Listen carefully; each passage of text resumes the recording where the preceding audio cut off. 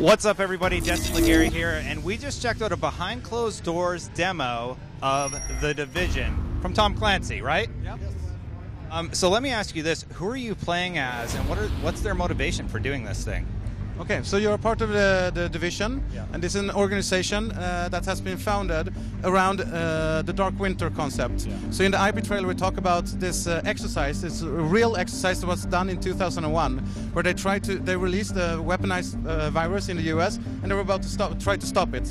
And they failed miserably. They almost killed the whole world in this role-playing scenario. So in 2007, George Bush signed into law something called Directive 51. And in this Directive 51, this is where our lore takes over. In this Directive 51, when that gets activated, our agents go into action. And they have been created as a response to the failures of the Dark Winter exercise. So they have trained for scenarios such as this, and their goal is to save what remains and restore society.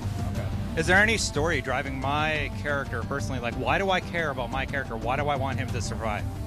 Yeah, absolutely. I think part of the open world content, something we want to do that's a little bit different than what's been done in this RPG genre, is the game content will be very emergent. So things are happening in New York, and we're not going to lead the player necessarily. Like it's not an Act 1, Act 2, Act 3 type of RPG game. So the storytelling also needs to fit with that. So it'll be more a personal story where you've chosen to explore what you've restored that'll lead into the overarching story that we have for the game. And also, I don't know, if you look at the demo, you can see that when in the start we open up the map of New York, and we really want to do something different. In traditional games, you go talk to a guy and he says, okay, here's a mission for you, go out, do that and come back. We wanted the players to just see what's going on in New York, and then they pick and decide what they want to go to at the time. So it's very unlinear. I did have one very important question about The Division, though. Who are you fighting? Well, the game itself is going to be very faction based. So when you start the game, it's about 3 weeks after Black Friday, which is when the pandemic kind of struck New York. And when you wanted to give them enough time for groups of people to kind of gather together and kind of arm themselves around the different areas of New York. So you'll meet a variety of different factions in the game. Some of them are neutral to you as a Division member. Some of them are hostile, and there's one big friendly faction, which is kind of the leftovers of FEMA, National Guard, law enforcement, what's left as things are crumbling down around you. And what happens when the contagious people touch you, or you come in contact with them? Well, the virus or the disease itself is an important part of the game, but we're not communicating exactly on that yet, on how it's going to work in the gameplay, but it is going to be a part of gameplay. Okay. So is this just player versus NPC, or is there any player versus player items? So we don't want to separate it into single player versus multiplayer or game mode or anything like that. So we want to create suspenseful, meaningful PvP or player versus player. So that's the goal with what we're doing for the game. So player versus player will be seamless in The Division. Yes. I noticed that you had a companion app for the game, and it was running on Android, actually.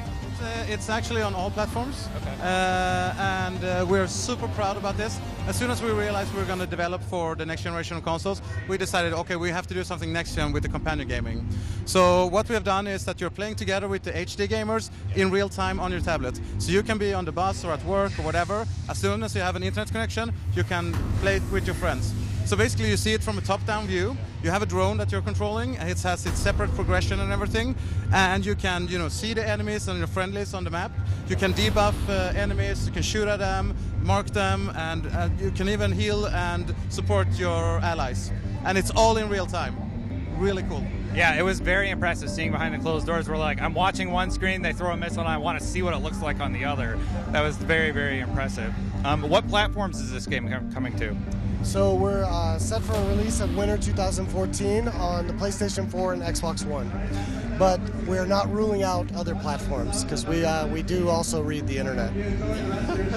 Like PC, is that going to be an option, do you think? Is that something you're considering? I mean, I think Ubisoft as a company considers maximizing their, the potential of the game. So if the audience is there and the desire is there, very clear when you read the forums what people miss. How far along are you guys in development? Well, we still have, a year and a half development cycle left before launch. So we've been working on the game for a little over a year. So that's what we've got. This is what you're seeing in the demo is the game, the quality level of graphics and gameplay and everything. So we have plenty of time to keep pushing it even better. All right, well, The Division looks great. Thank you guys for taking some time. And for more on The Division, you know where to keep it locked on IGN.